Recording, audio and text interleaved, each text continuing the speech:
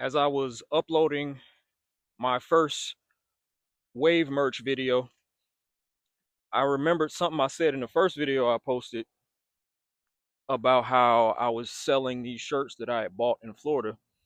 Actually, I did not buy those shirts. The shirts that's currently on my Patreon were purchased by Laura and Jim Myers of Lake County, Florida. And that's my Lake County mom and dad. Legit, I called them my Lake County mom and dad.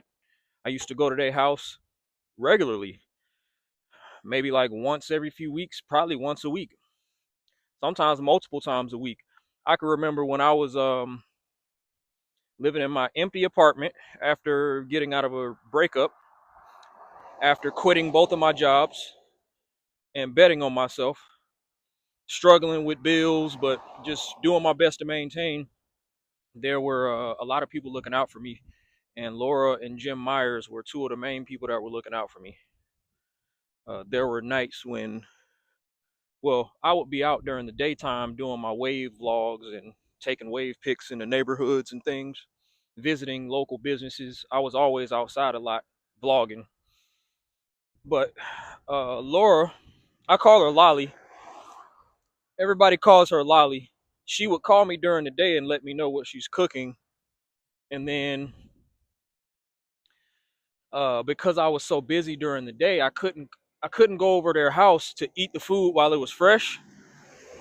So she would literally leave the food out on her front porch.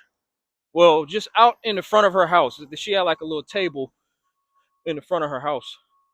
And I used to drive my car to her house and she'd have the food packed up in a bag for me. So after a long day of just creating and being hungry at the end of my day, not having a whole lot of money to go grocery shopping, she used to cook and she used to fix my food and have it out for me. So I would drive to her house late at night. I would pull up, walk up her long ass driveway, and then it was a ritual. It was like a thing that I would do where I would walk up, I would blow her a kiss from outside, pick the food up, and go walk back to my car. There were people looking out for me, and they're still looking out for me now because I still have those shirts and I can still sell those shirts. I want to thank anybody who's ever looked out for me in my times of turmoil or times of need. I wish humanity was like that all the time. I wish we didn't just look out for each other when it was absolutely necessary, where people are like in their rock bottom moments and down and out. Uh, but I've come to accept that those are the times where we do have to prove that we love each other and we have strong communities. And I appreciate my privacy.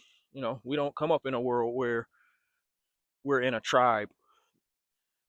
You know, everybody's working for themselves and doing their own thing. And I do enjoy that part of life, that we all have an identity and a personal purpose of our own that we can pursue. I used to love that. I used to love going to her house late at night and just picking my food up because I needed that at that time. I didn't have a lot of support around. I was the new guy in Florida, so no family, no friends. I was just starting from scratch. And I recommend anybody who has never moved out of their home state or hometown, do it. Live in another state for at least 1 year. Go somewhere where you don't know nobody. You don't even need to have a job lined up. For once in your life, just do something and step into something without knowing what you're stepping into and see how you handle that. It's going to teach you a lot about yourself. I know just that 1.5 years of living in Florida taught me a lot about myself. I had a lot of insecurities before moving to Florida because I lived a sheltered life and didn't move out until 30. So at 33, I made my first out of state move by myself. I had to take out a loan, so I fucked my credit up. Hey, how you doing? But ultimately, it taught me how resilient I am. Because no matter what your upbringing is, even if you had a good upbringing and you didn't really go through a lot of things, you don't know the strength you have until you're in a situation where you have to be strong.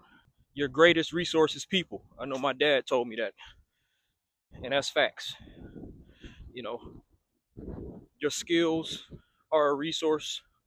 You have to use everything you know, everything that you're good at, everything that makes you valuable can be used to add value to people's lives. And those things can be converted into money.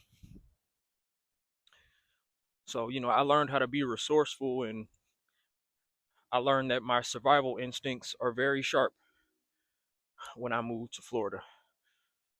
So I take all those experiences and I apply all that knowledge, all that wisdom that I gained